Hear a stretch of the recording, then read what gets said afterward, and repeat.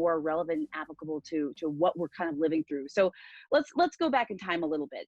In the year 2017, I say that like it was a long, long time ago, but just 3 years ago or so, you wrote The Craving Mind: From Cigarettes to Smartphones to Love, Why We Get Hooked and How We Can Break Bad Habits. So what I want to know is what was going on in the world then when you wrote that book, and what was the behind the scenes? What was the reason why? Yeah, it seems like ancient history, doesn't it? So I wrote that, based on a culmination of about 20 years of research that I'd done around mindfulness. Mindfulness training as ancient roots, 2,500 years ago, this Buddhist psychology had been developed. But in modern day, there'd been this growing trend towards studying the scientific basis of mindfulness training, see how it works. And my lab had done a bunch of research, both from clinical studies to translational to neuroscientific studies. And it just seemed like, I'm a male, so I don't know what it's like to be pregnant, but it felt like it was pregnant. It was time to be, for that book to be born. to deliver the book, the baby book. Yes, yes, yeah. Yeah, so it seemed, and one thing that I'd been seeing growing as a trend was this addiction to everything. So I actually formatted the first half of the book, based on a lot of personal experience, my own addictions, but based on a lot of work that I'd done with my patients, and also based on a lot of work that I'd done in my lab, where it's like, we're addicted to technology, right? That's well known now, but that was really an emerging phenomenon in the, over the last decade, as social media came out, as our weapons of mass distraction started, I coming love out. that. Yeah, Cornell West, great phrase, weapons of mass distraction. Yes. So, I wrote chapters on like addiction to technology, addiction to social media, as this stuff started emerging and there was science around it. But then there are all these other things that emerged as I was writing this book, like addicted to thinking. We can get addicted to thinking. I'm sure you and I like to think a lot, right? And it can be, no, not us. I'm like, Yeah, so we can get addicted to our own thoughts. We can get addicted to our own views, which is particularly important these days. We can get addicted to distraction. Again, this is where social media comes in.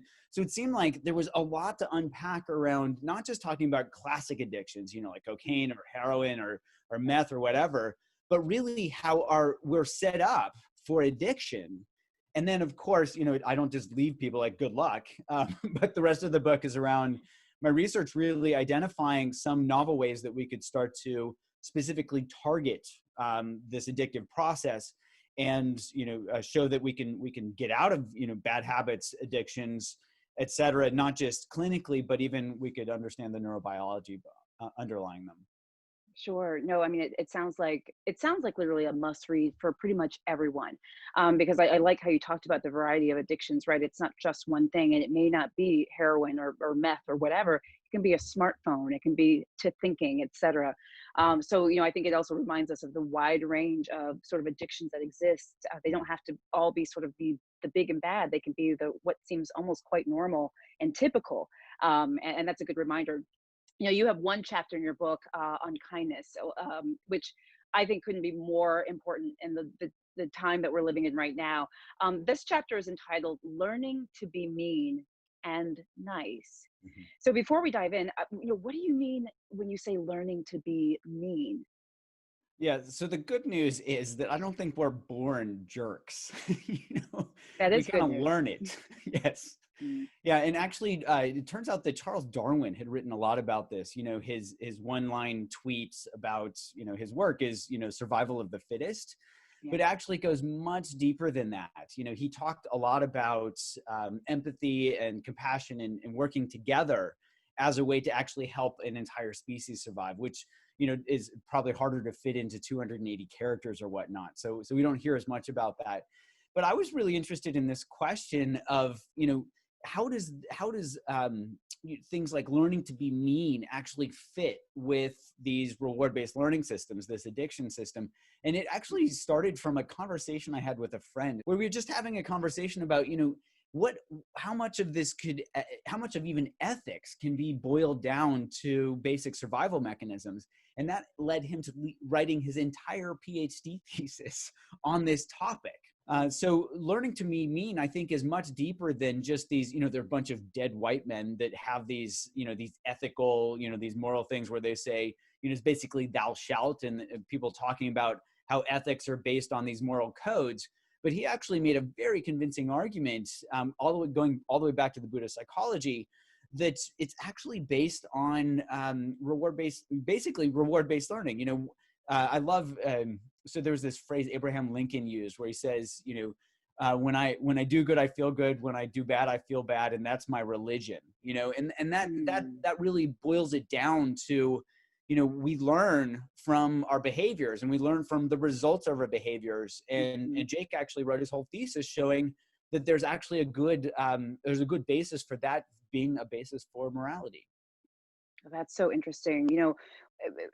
Kind of sort of segueing on that topic and meanness and kindness, right? We live in a world, a digital age.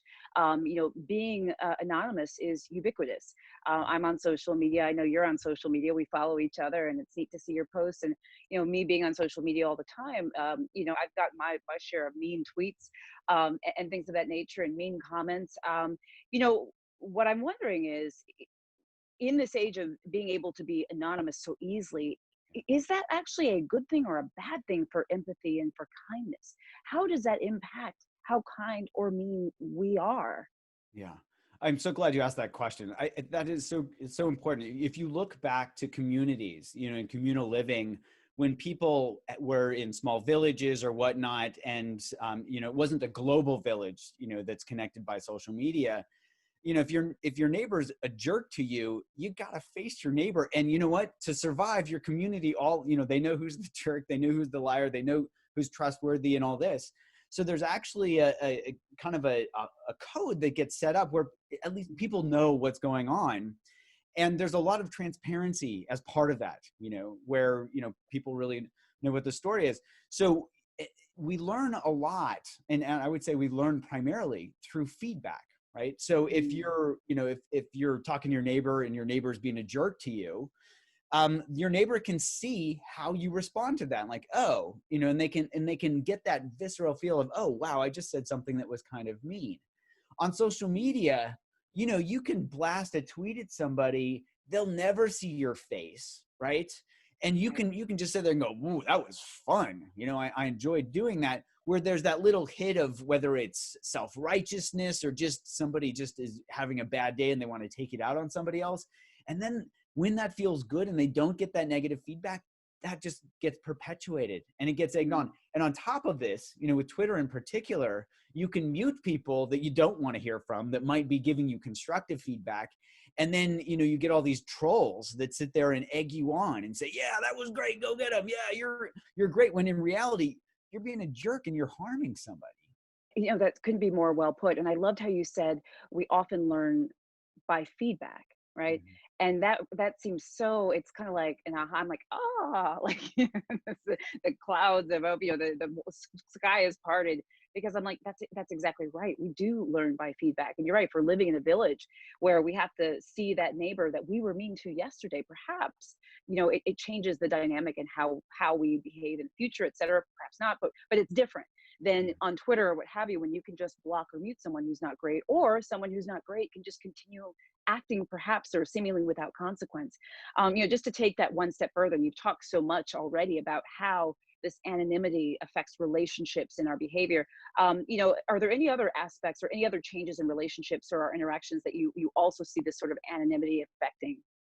I think so. I think anonymity is something, that doesn't feel good because we don't feel relevant, right? And so in our village, we probably felt pretty relevant because everybody, everybody's out there trying to help each other survive. Right. Whereas on the internet, we see a couple of people have these random viral videos, whether it's the cat video or, or somebody being kind. And I love it when the kindness videos go viral. Oh, it My just makes my God. heart melt. It's like Right. but it's a Right. visceral feel to that, right? It's like, oh, Yeah. yes, Yeah. there Yeah. is hope for us Yes. as a Right. species. Yes. I'm like, yes.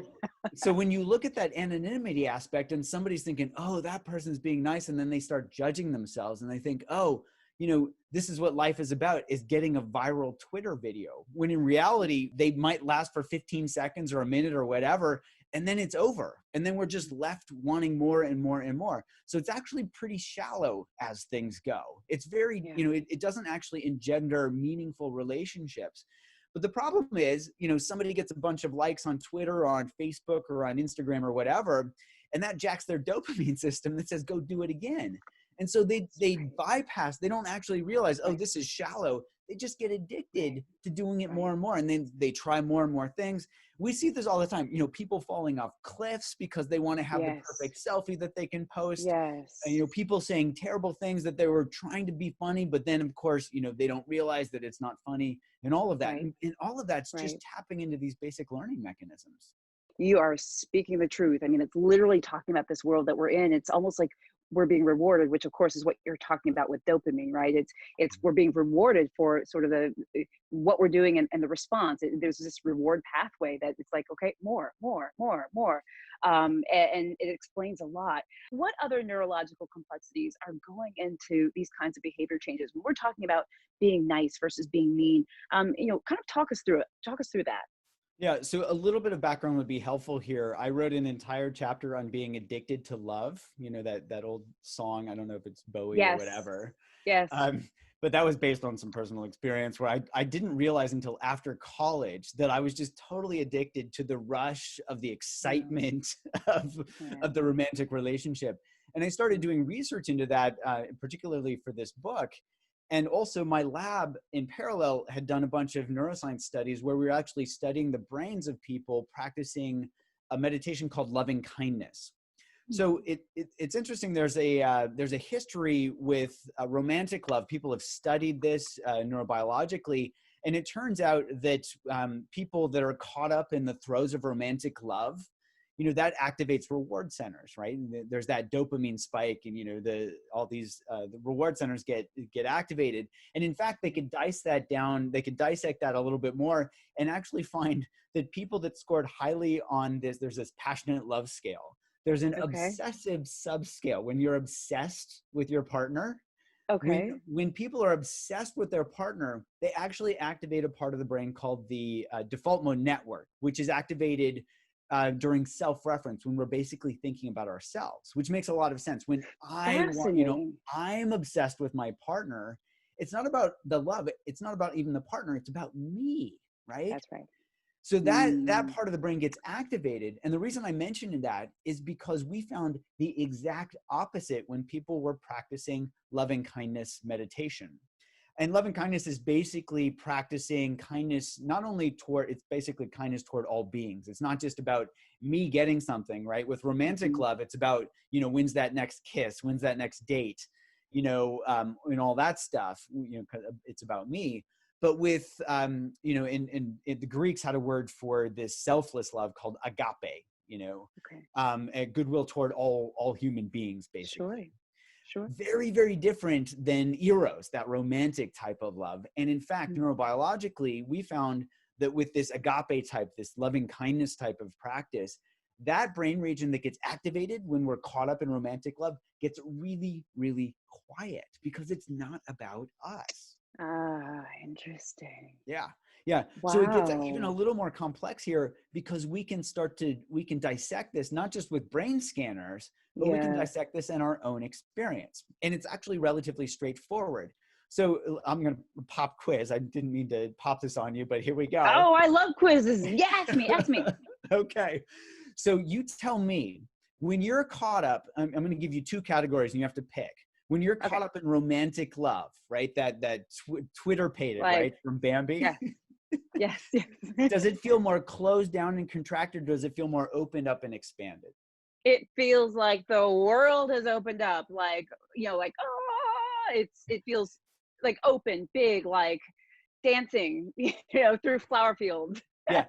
And is there a restless quality that says, oh, I can't wait until I get to my next date or whatever? Almost mild anxiety. It's a restlessness, a mild anxiety, because it's also uncertain. Usually when I feel that way, thanks for being my therapist right now. But when I feel that way, usually it's in the beginning of the relationship, which I imagine that's often when we have this. So things are not always necessarily settled or established, not always. And so there's a little bit of uncertainty, Yeah. hopefulness, but also anxiety surrounding that, and restlessness. You're right. Like, why Yeah. didn't they write? Why didn't they text? He said he was going to text in the morning. It's 11:30. Morning's almost over. Where, like, where is he? Yeah. So yeah, that does happen. So that restless, anxious feeling, it's funny you say that early part of the romantic relationship. My mom, when I started dating somebody new, she wouldn't let me tell her the person's name for 3 months. She would just say, "You're in the Really? infatuation stage, and if it lasts for Oh, longer than 3 months, then I'm interested in oh, hearing who you're interesting. dating." Very smart woman. Moms know best. I mean, like, I get it. So Yeah. you're dead on there in terms of that restless quality. Well, that restless quality, that anxious quality, is the same feeling that my patients report when they're jonesing for a cigarette or for cocaine or for heroin or whatever, because that's dopamine saying, go get it, right? These are survival mechanisms. When we're hungry, our dopamine system says, go get the food. When we're Right. addicted to drugs, our Yeah. dopamine system says, go get the drugs. And when we're addicted to love, our dopamine system Mm, says, go get that kiss, right? Because that's going to yeah. help us survive. Now, compare that to when somebody does something really kind for you, or when somebody is Hmm. just giving you this unconditional love, where they're just showering you Yeah. with unconditional love. Does that feel restless or anxious? No, it makes me feel like actually calm and at peace, and I feel almost secure. I'm like, it's almost like somebody giving you a hug, and you're like, oh, You're describing exactly what our data show. And that actually lines up with deactivation of this self-referential brain network, because mm, that I love how you put that hug, that blanket, yeah, that yeah, calmness, that's a different system. That's not dopamine saying go get it. It's saying mm, don't worry about it. It's here. It's right, everywhere, and it's never ending. right.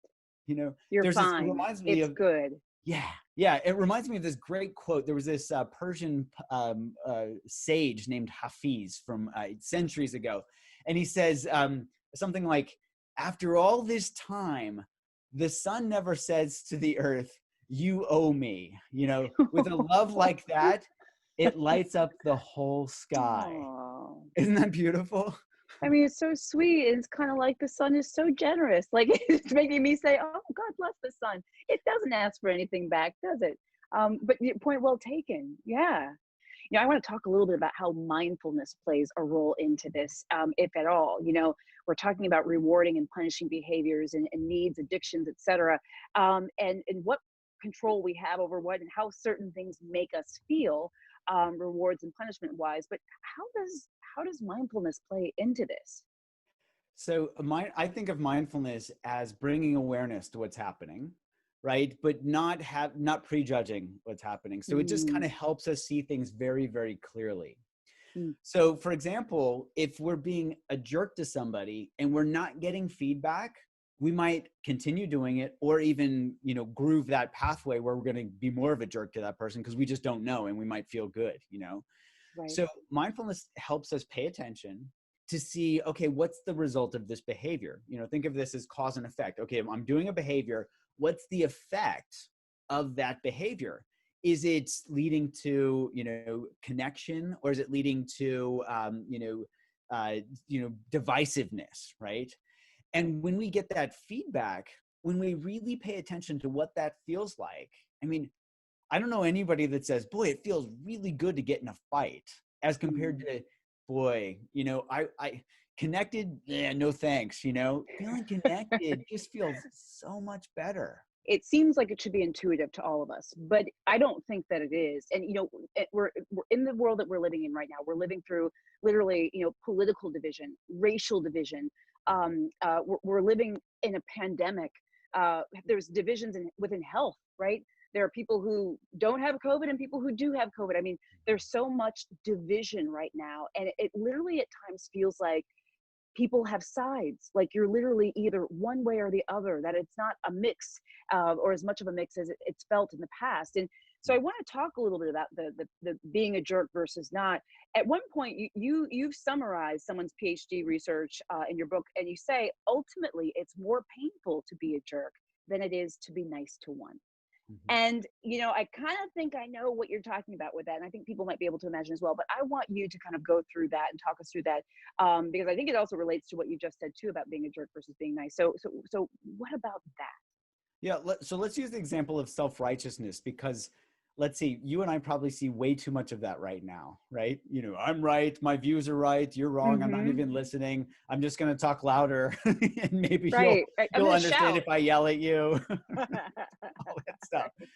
So this is all about really seeing, what the results of our actions are. So, if that if we're really paying attention, right, this comes back to mindfulness. If we're really paying attention and we see the results of our behaviors and we see what it's like to be mean to somebody, right? Even that, and we can compare that self-righteousness to meanness, our brain actually has this whole reward hierarchy set up. It's going to do the behavior that feels better.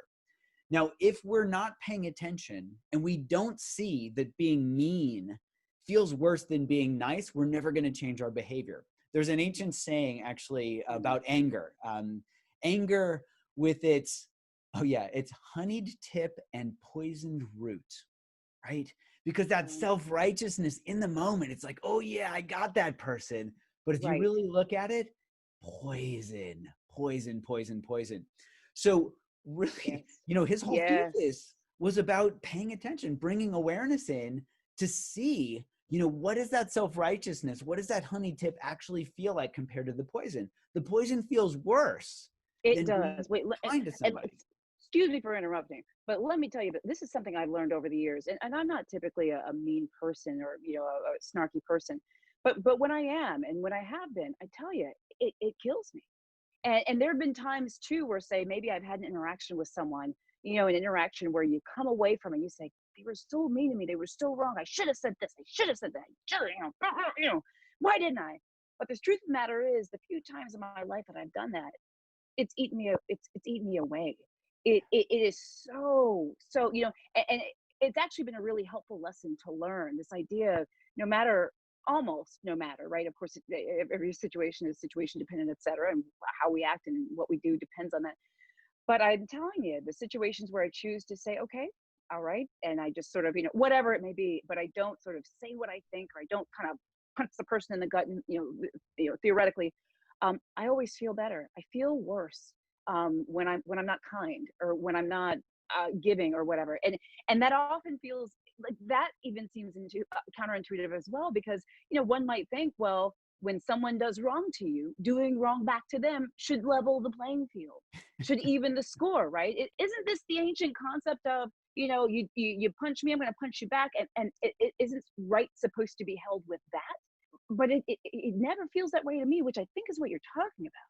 Yeah, yeah. There was sorry for all these quotes, but they keep coming up. But you keep bringing No. great stuff up. So I think this was attributed to Confucius, where he says, "He who seeks revenge should dig two graves." You know? Oh Jesus, Yeah. oh Lord, that, So now that is deep. yeah. Woo, So it's like, woo. if you're trying to get somebody, and it's like you pick up a hot coal and you throw it at somebody, even if you hit them, you still get burned. Yes, So now that's what that. that's all about. But people don't talk about that because they're caught up in the moment. Like, oh yeah, I get them. Because in that moment, that's that poison, that honeyed tip that says, oh yeah, yeah, this is gonna feel good. But when you actually look at it and you can step back and say, wait a minute, did this really feel good last time? When I didn't, my spouse and I didn't talk for a week, or, Right, this or right, that. It's never right. good. It's never good. But That's this is right. where self-awareness comes in, and really being able to line up the cause and effect relationship. There really is a physical and mental reaction to kindness, and oppositely to meanness, which is what we're talking about. Can you explain what happens when we're rewarded or punished for these behaviors? So we talked about what happens when you're not rewarded or punished, when you don't know how your actions, make someone, or someone else feel. You talked a little bit about what happens when we do know, but can you talk more about that? And then maybe relate that to 2020, and how this is maybe playing out in the year we're living in.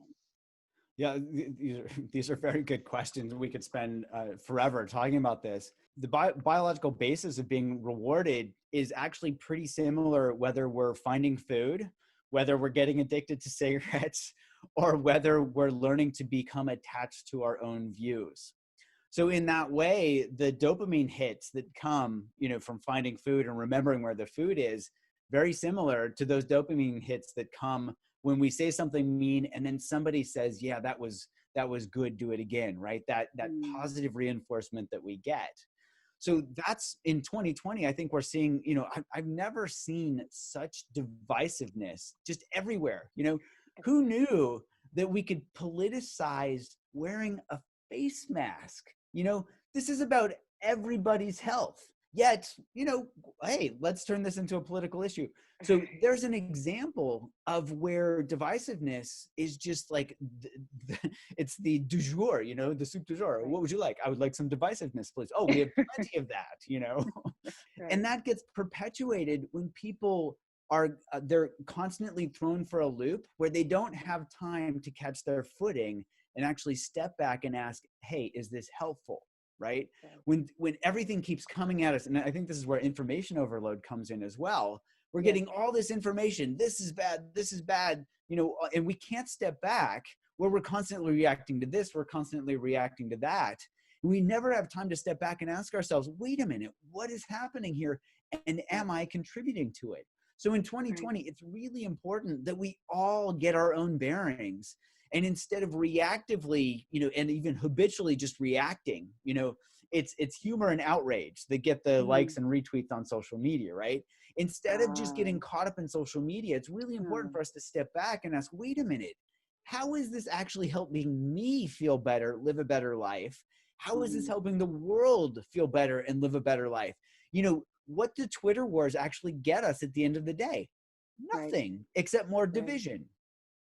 So what do we do in terms of oversaturation? Because that's, you're talking about so many amazing things, but we live in this world, and there are times that literally I'm exhausted from my phone. I can't seem to put it down, honestly, but I'm exhausted by it. Talk to me a little bit about oversaturation, which is how I sometimes feel. How bad is being oversaturated, and is it really actually harmful? Is it something that we actually need to work on curbing? Yeah. I think you just answered that last part of the question, which is we're exhausted. And how many people are still scrolling when they're too exhausted they're too exhausted to even realize they're exhausted. That's right. That's So right. right there, not helpful, right? The over Right. scrolling doesn't help anything, doesn't help anybody, tends to just get us locked in these habits. So what we can do is even afterwards, when we wake up from that reverie of, our Twitter binge or whatever, we can step back and ask ourselves, what did I get from this? And the reason I use that phrase is because we've done a bunch of research with helping people change bad habits, from smoking to eating to even anxiety, right? And when they binge, for example, I've worked with a bunch of people with binge eating disorder.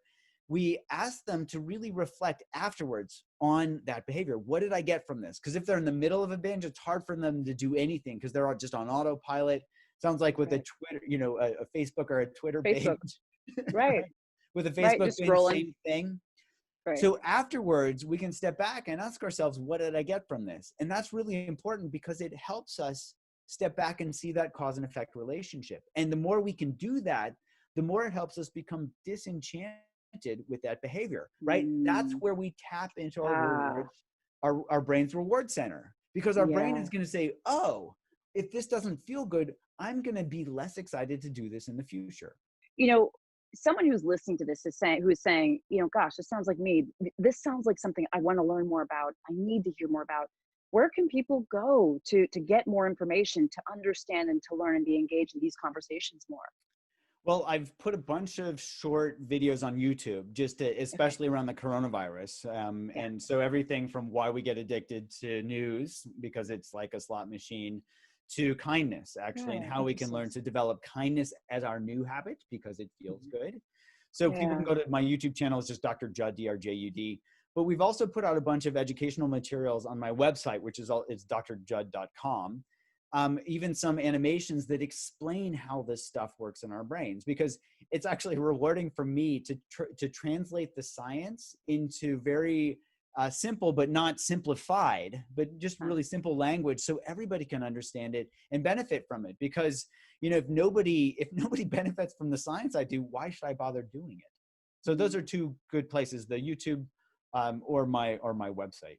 I have one last question for you, which seems like a little bit of a different direction, but I think this is really important for people. Is there are many folks who are already meditating and practicing mindfulness. I am jealous of them. I am envious, I have to say.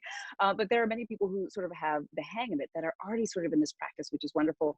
But what if they or anyone who's actually just starting wants to include family or friends? What type of advice do you have for them and for maybe us who want to include other people in our search for wellness? Yeah, it's a great question. So one thing is to simply notice. I would start, it starts with us. So we can notice when we're with family members, if we are doing this, Right, or if we're actually right. truly being present with them. And so I would just say start with just mindful conversation, right? I think of it as deep listening, whereas we are only focused on one thing, which is Right. that person, and we are listening, not just listening and waiting for our turn to speak, Mm, but truly listening and saying, I truly want to understand what you are saying. I truly want to feel you, all of that. mhm. That is a great mindfulness practice, right? It's free. It doesn't take training. It probably takes training the more we're addicted to our phones, but we Yeah. can start to see what's it like when we just had a really good, uh, solid, deep conversation. It feels great, right? That's something that we can do with our family. And I have to say, I wrote about this in my book. Playground accidents went up proportionally with the rollout of the iPhone. Why? Because parents Ah, were looking at their phones and not looking at their kids, wow. right? So we even see Wow. the physical consequences of this, Right. whereas Right. pediatric emergency room visits went up, with each big city that rolled out the iPhone. This was starting in 2010, I think. Somebody at Yale Wow. actually did that study. So we can see the consequences of not paying attention, and we can Mm. also see the benefits of simply paying attention, right? If somebody's speaking to us, what's it like to actually listen? you know, it might be a novel Crazy, concept for right? some folks. Right. Right. Crazy. But novel and really important. And I like that suggestion because I don't want to say it's simple, right? Because it's actually I think complicated and not intuitive anymore with all of the devices and things we have. I think it's almost more intuitive to be doing multiple things at once, but it's easy enough to start with. And I think there's a lot of bang for our buck in that. I mean, just imagine actually truly being engaged in our conversations, what that might actually do for our relationships. Dr. Brewer, you are amazing as always. I can't thank you enough for being here. Thank you so much. Thank you.